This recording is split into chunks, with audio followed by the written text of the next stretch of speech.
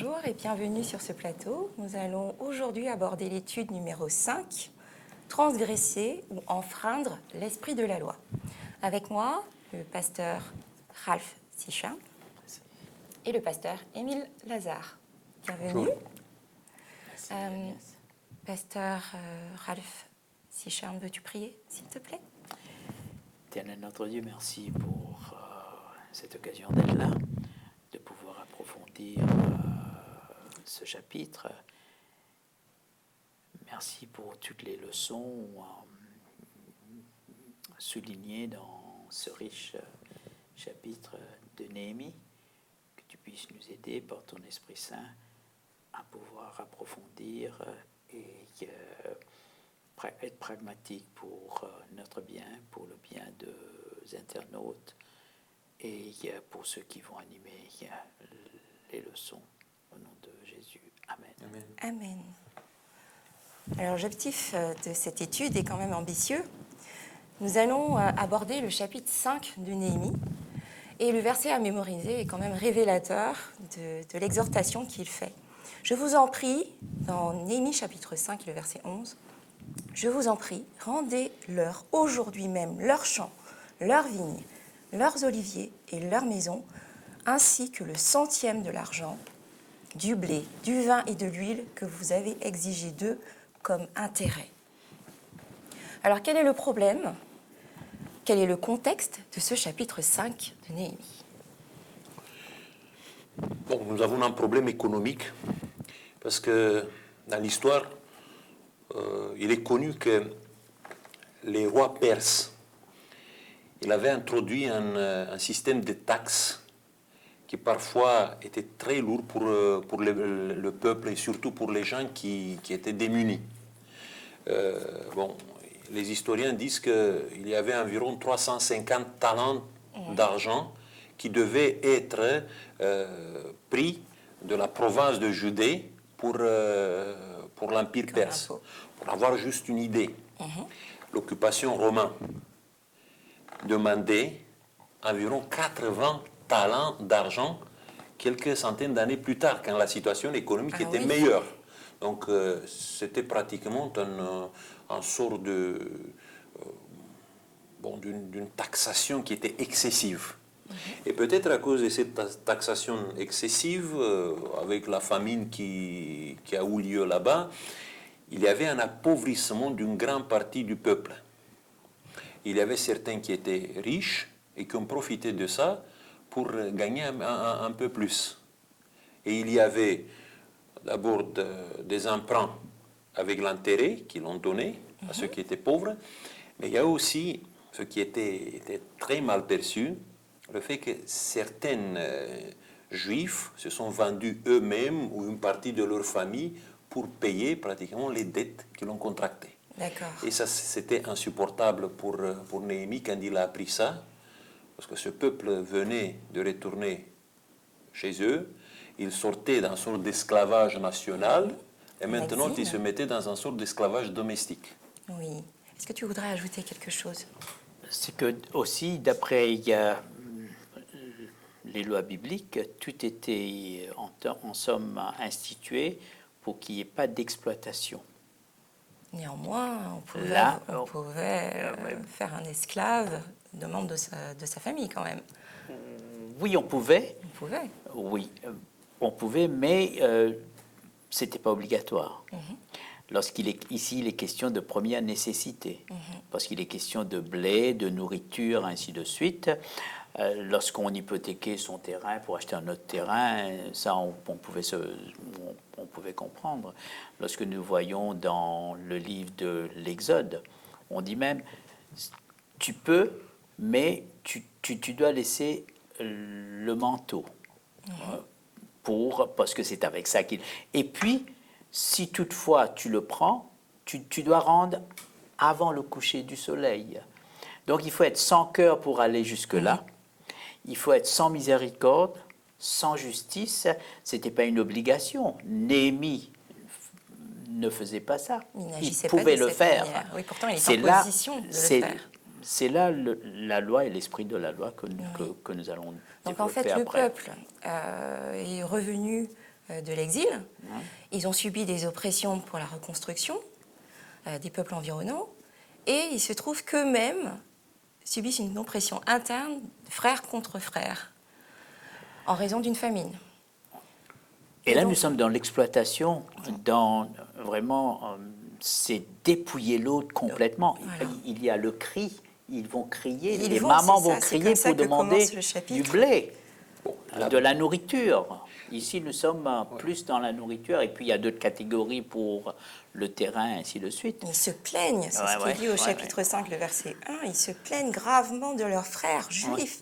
Il ne s'agit pas des étrangers qui Ici, sont c'est autour. interne, Mais c'est un problème interne. il y avait une justification de la part de ceux qui ont pris, par exemple, en esclavage pour les dettes certaines personnes. Parce que, d'abord, c'était la loi de l'Empire qui le permettait ça, mais aussi, il y avait dans la loi mosaïque la possibilité tout à que fait. quelqu'un peut se vendre mais pas pour Tout le toujours. temps. Donc, il fallait qu'il se vende pour quelques années, mais jamais plus de 7 ans. Oui. Bon, au bout de 2 ans, 3 ans, jusqu'à 7 ans, il devait être libéré, totalement Absolument libéré. délivré. Tout à fait. Et ça, les gens profitaient de toutes ces choses-là. Et Néhémie dit non. Écoutez, Mais pourquoi dans il dit l'ancien, non parce que Il est dit aujourd'hui, vous n'avez pas à attendre. Il y a urgence, il y a misère, il y a vraiment une situation intenable. Il est indigné. Ah oui, il est. oui, mais quand Moïse il a donné cette loi, bon, quand Dieu a dit à Moïse de donner cette loi, la situation était pire dans tout l'Orient. On avait pratiquement de mise en esclavage pour des choses plus faciles pour les peuples environnants. Et il y avait ça pour apprendre au peuple le fait que personne ne peut pas prendre à l'éternité la liberté de son prochain. Bon, c'était déjà une brèche à cette époque-là. Maintenant, il y a des centaines des années qui sont passées. Le peuple d'Israël a fait lui-même l'expérience d'un sorte d'esclavage. À un Absolument, moment donné, oui. la déportation, Avec les déportations l'exil. assyriennes qui étaient des déportations pires que les déportations babyloniennes, ils ont vécu comme des étrangères. Et maintenant, ils sont revenus chez eux. Et normalement, la notion de liberté devait être plus forte. Et pourtant, Et pourtant, il y a certains qui ont profité de ça. ils abusent même de leurs Ils ont frères. utilisé une loi qui était très ancienne pour mettre leurs frères en esclavage. Et Néhémie dit, ça, on ne peut pas supporter. C'est fini. Mais son expression d'indignation, sa colère, il se fâche. Pourquoi ça le perturbait autant? Puisque c'est quelque chose qui c'était C'est un quelque homme de chose cœur. permis, C'était un homme de cœur sensible et puis de juste. de juste. Et il y avait la crainte de Dieu. Il savait que Dieu n'approuvait pas ce qui se passait. Et en tant que leader à la tête du peuple, il ne pouvait pas tolérer ça. Et puis après aussi, il y avait le danger politique. Il pouvait y avoir révolte.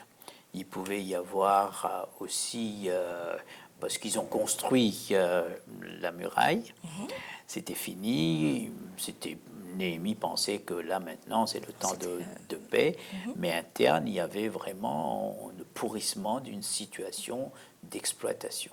Ouais, l'expression même est j'ai été très irritée en prenant Ça connaissance. c'est la sainte colère. Ça, c'est une colère quand même Une colère légitime, parce qu'on ne légitime peut pas face à rester. l'injustice. Ouais.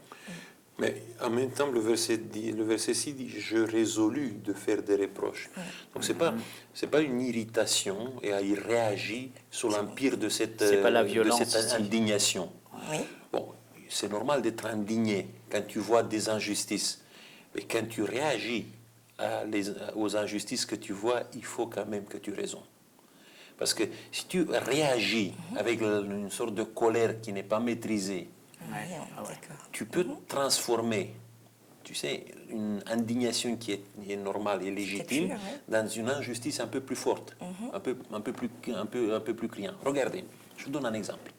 La Révolution française.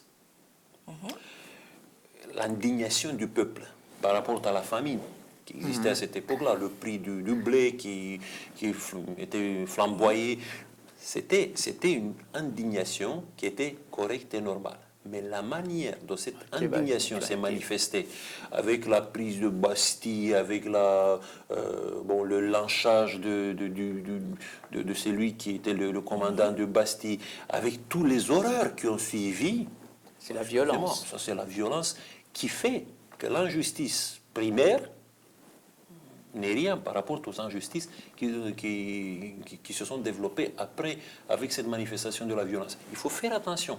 Oui. Il faut raisonner, il faut voir, il faut quand même analyser quelle proportion tu donnes à ton indignation.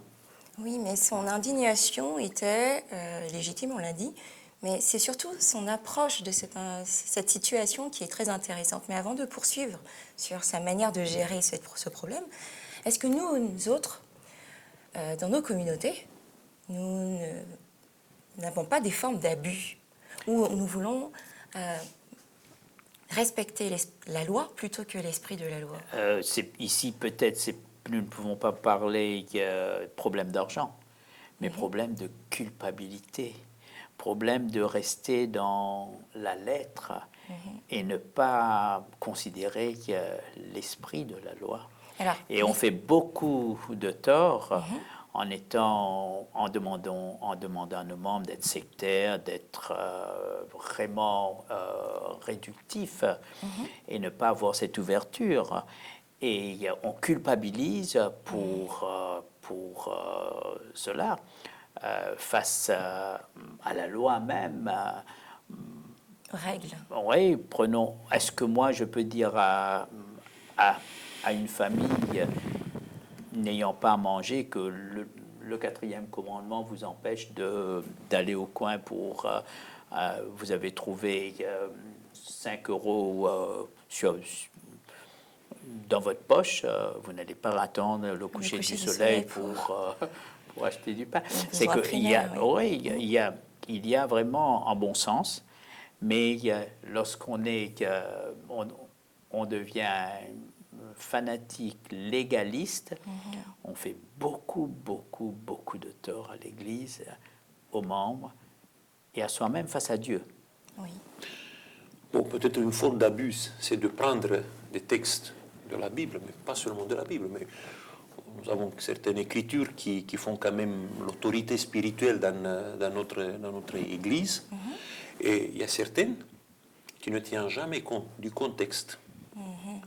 Dans quel contexte certaines choses ont été dites, quelle était la situation et à quel but ont été exprimées toutes ces choses-là. On les prend d'une manière littéraliste, on les applique dans la vie de tous les jours.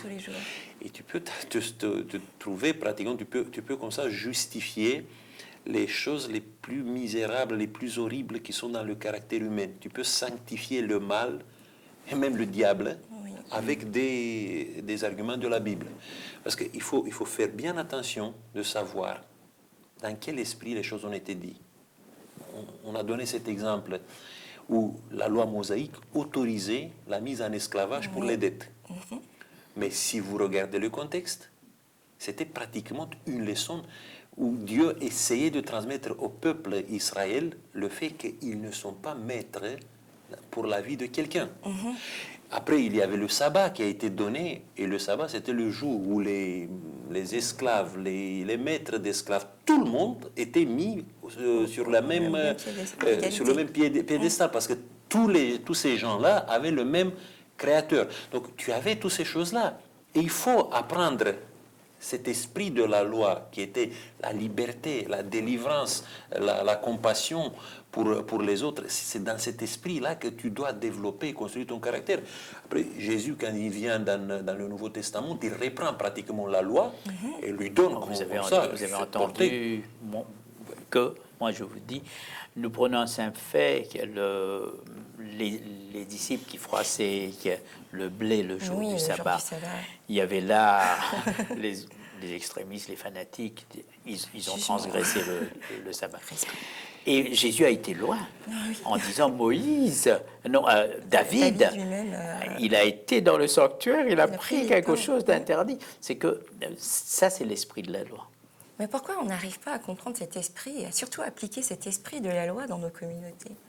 C'est plus difficile d'appliquer l'esprit de la loi, c'est difficile parce que on a l'impression que Dieu le demande pour plaire à Dieu, il faut le faire. Sinon on est rejeté, sinon on n'est pas aimé, sinon on va rater le ciel. Oui, on a peur de dépasser les limites du cadre de la loi. De ce Dieu qui réclame, point trait. Il ne faut pas oublier que l'apôtre Paul dit que la loi est spirituelle. Et tu ne peux pas juger, tu ne peux pas comprendre la loi si ce n'est pas l'Esprit de Dieu qui t'aide à comprendre ça. Mais il y a des gens qui ne sont pas spirituels. Il y a des gens qui ne veulent pas le fruit de l'Esprit, par exemple, qui ne veulent pas des valeurs que l'Esprit de Dieu les met dans leur vie, et ils utilisent la loi comme un prétexte pour justifier leur arrogance, pour justifier leur égoïsme, pour justifier leur manque de sensibilité envers les autres. Et il y a une autre chose, peut-être que nous devons... bon, ça c'est peut-être pour les croyants adventistes. Vous savez, dans l'Église adventiste, on a un manuel qu'on appelle le manuel de l'Église. Oui. Et dans le manuel de l'Église, il y a des principes qui sont développés pour être appliqués maintenant dans le contexte actuel. Mais il y a certaines personnes qui font du manuel de l'Église parfois des lois, des règles qu'ils les appliquent sans discernement, sans prendre en compte des spécificités, des situations qui sont peut-être différentes d'une culture à l'autre, d'un lieu à l'autre. Et ils les appliquent en disant, voilà, le manuel dit ça. Et parfois, tu te trouves dans des situations de disputes, de rupture dans les églises à cause de cette manière d'interpréter. Dans le monde religieux, comme dans le monde politique, d'ailleurs, il faut être différent pour pouvoir attirer les gens, pour pouvoir parler, pour pouvoir, en somme, avoir sa place. Il y a beaucoup de ceux qui essayent d'avoir leur place en étant différents, en voulant être différents. On va à l'encontre de l'esprit de la loi pour être différent. Là, ça, c'est dangereux. Oui, effectivement. Alors, comment il gère cette situation concrètement, Néhémie? On revient au contexte de Néhémie chapitre 5. Il est indigné et comment va-t-il procéder? Quelle marque de leadership il va mettre en place, de management de cette situation critique? Que va-t-il faire? Donc il fait d'abord, il rassemble tout le peuple et devant le peuple, il met la pression sur les dirigeants. Mais pour mettre la pression sur les dirigeantes, lui, il est irréprochable de ce côté-là. Ah oui. Et ça, c'est le leadership de Néhémie parce qu'il conduit pratiquement le peuple par son exemple. D'abord, pensez un peu à sa situation. Avant de venir à Jérusalem, qui était quand même une ville en ruine, la province était quand même une province qui était pauvre, sa position était celui qui venait, peut-être c'était qui goûtait le vin qu'il donnait au grand roi, le plus grand roi de cette époque-là, le roi universel, on peut dire. Bon, cette fonction, c'était la fonction de celui qui était le maître des services secrets. Ça veut dire qu'il connaissait pratiquement toutes les choses qui se passaient dans l'Empire. C'était le conseiller, le premier conseiller d'Artaxerxès. Ça, c'est une position forte. Oui. Donc, il renonce à sa position à la cour impériale, il renonce à son poste, et pendant 12 ans, il s'isole un peu, s'exile, si on peut dire, dans une province qui ne valent rien, seulement parce qu'il aime son peuple. Tout à fait. Et il vient et fait ce sacrifice. Et pendant cette période-là, il ne reçoit rien pour ça. Il dépense ses biens, il dépense tout ce qu'il avait, il nourrit des centaines de gens chaque jour, et il fait des choses comme ça. Et quand il vient pour dire au peuple, voilà, qu'est-ce qu'il le problème et quelle est la résolution de ces problèmes-là, normalement, toutes ces personnes-là, ils se sont sentis honteux. Ben oui. Parce qu'ils ont dit, mais cet homme qui a sacrifié tant, il vient maintenant pour nous dire ça, il faut le suivre. Oui. On ne peut pas être dirigeant, on ne peut pas avoir un leadership si on ne donne pas l'exemple. Ça, c'est le leadership le plus moderne, le plus actuel qui existe aujourd'hui. était serviteur et serviteur de Dieu. Oui. Il était redevable à Dieu en premier. Oui. Il va le Il en dire à avait la fin au conscience, verset oui, il en 19. avait Au tout à fait verset 19. Souviens-toi, souviens-toi favorablement de moi, ô mon Dieu, à cause de tout ce que j'ai fait pour ce peuple. En somme, le peuple de Dieu a Oui. pour ton peuple, et moi je suis aussi membre, et je fais partie, et puis sa colère maîtrisée, comme cela a été dit déjà, il a été indigné, mais il a maîtrisé sa Oui. colère, et puis après aussi, il craint Dieu. Il avait la crainte de Dieu, il ne veut pas offenser. Il s'engage dans le travail, il prend cette situation à bras le corps, et puis il a, d'après si nous lisons le chapitre 5, justement, il a fait une tentative pour parler à ses notables. D'abord aux notables, D'abord, et puis avant après, de ils ont les vu, il a mais- vu qu'il n'y a pas eu de résultat. Il a alors, il Là, a maintenant, convoqué il a mis l'assemblée. devant l'assemblée, et puis après, ils étaient obligés d'eux. Après, Il a attendu, hein. il a attendu. Après, il a dit oui, mais il faut maintenant des actes. Oui. Et nous allons évaluer. C'est la dernière partie qui est Ah oui, quand oui. même très Et intéressante. nous allons évaluer. Il exige des comptes. Oui. Et puis il montre aussi la gravité de la situation. Si maintenant vous allez au-delà ou vous n'allez pas appliquer, il vous arrivera. Prenez vos Assumez responsabilités. vos responsabilités. Tout à fait. Le dernier point que j'aimerais qu'on aborde, c'est comment faire, nous, pour aussi, à l'exemple de Néhémie, favoriser ou magnifier l'esprit de la loi au sein de nos communautés.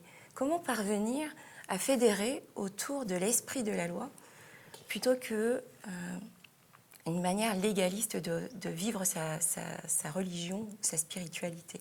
On ne peut pas favoriser l'esprit de la loi sans voir un cœur sensible, la crainte de Dieu, le sens de la justice, être miséricordieux, avoir un cœur sensible. De la bienveillance. De la bienveillance, pour l'autre. Et sachant que bien souvent, notre réaction, je suis face à mon Dieu et je vais être réglo avec lui. Avec lui, peu importe le reste. Même si je fais des grabuges autour de moi, si j'éclabousse, moi et mon Dieu. Voilà. Et nous devons comprendre qu'on ne peut pas aimer Dieu si on n'aime pas l'autre. La Bible dit clairement le respect, un minimum de bon sens et de un compassion, minimum de sensibilité pour son prochain. L'apôtre Paul dit dans son épître aux Romains, chapitre 10, le verset 4, Jésus-Christ, il est la fin de la loi. Pas dans le sens chronologique, mais bon, il y a des études qui ont été faites sur ce texte, et ce mot telos, qu'on le traduit par la fin, normalement c'est l'accomplissement. Oui. Et si on veut magnifier la loi, on ne peut pas magnifier la loi qu'à travers l'enseignement de Jésus. Et si vous regardez un peu dans les évangiles, il commence, après l'évangile de Matthieu, sa première prédication qui marque les esprits, c'est pratiquement une reprise de la loi. Oui. Et il explique comment cette loi qui a été donnée par Dieu, on peut l'accomplir, on peut lui donner la valeur dans nos vies. Concret, et vraiment que notre vie célèbre effectivement la loi de Dieu. Une loi qui normalement nous est donnée pour renforcer la bonté, pour renforcer l'amour pour les autres. Et toute cette histoire, ça se termine. Jésus, quand il accomplit pratiquement sur la croix, il accomplit exactement cet amour qui se dégage de la loi que Dieu nous a donnée. Donc, sans Jésus, je ne crois pas qu'on peut magnifier la loi. Oui. Donc, si nous n'avons pas comme exemple, si nous n'étudions pas la loi et la manière de mettre en place la loi à travers l'exemple de Jésus, je crois qu'on va tomber toujours dans le légalisme et dans le fanatisme. Ésaïe 42, le verset 21, nous avons un texte formidable. L'Éternel a voulu le bonheur d'Israël, publier une loi grande et magnifique. Il a voulu le bonheur d'Israël. Et bien souvent, nous sommes rabat-joie, sans joie, avec des cœurs durs. Fermé. Et nous voulons vraiment rester dans la lettre de la loi. L'Éternel a donné la loi pour le bonheur d'Israël. Oui.